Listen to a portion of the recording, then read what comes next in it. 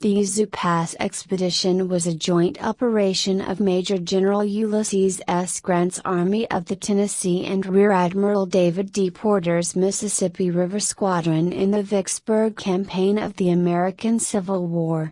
Grant's objective was to get his troops into a flanking position against the rebel defenders. The expedition was an effort to bypass the Confederate defenses on the bluffs near the city by using the backwaters of the Mississippi Delta as a route from the Mississippi River to the Yazoo River. Once on the Yazoo, the Army would be able to cross the river unopposed and thus achieve their goal. The operation would require deep penetration into enemy territory that was dominated by water, so cooperation between the two services was necessary. The Army was led by Brigadier General Leonard F. Naval Commander was Lieutenant Commander Watson Smith, who was in extremely poor health. His health was an important factor in the ultimate failure of the expedition. The expedition began on February 3, 1863 with the breaching of a levee on the Mississippi River, allowing water to flow from the river into a former channel that connected with the Yazoo River through a series of other waterways.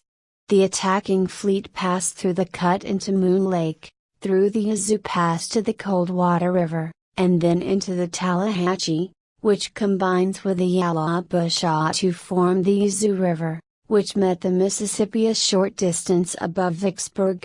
From the start, the expedition was delayed by natural obstacles that were more serious than the perfunctory Confederate resistance, so forward motion was as little as 10 miles, 16 kilometers, a day. Because progress was so slow, the Confederate Army under Lieutenant General John C. Pemberton was able to set up a fort and block passage of the Federal fleet near the town of Greenwood, Mississippi. The Federal fleet did not approach the fort until March 11.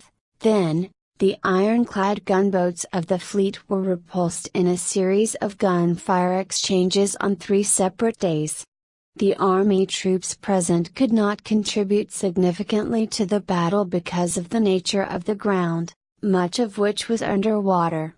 Following the third repulse on March 16, Lieutenant Commander Smith's health failed him completely, and he turned command over to Lieutenant Commander James P. Foster. Foster and Ross decided to withdraw to the Mississippi. They were temporarily persuaded to try again when they met reinforcements for the Army, but they resumed their retreat when the new Army commander, Brigadier General Isaac F. Quimby, saw the futility of further attacks. The entire force had returned by April 12, and the expedition was over.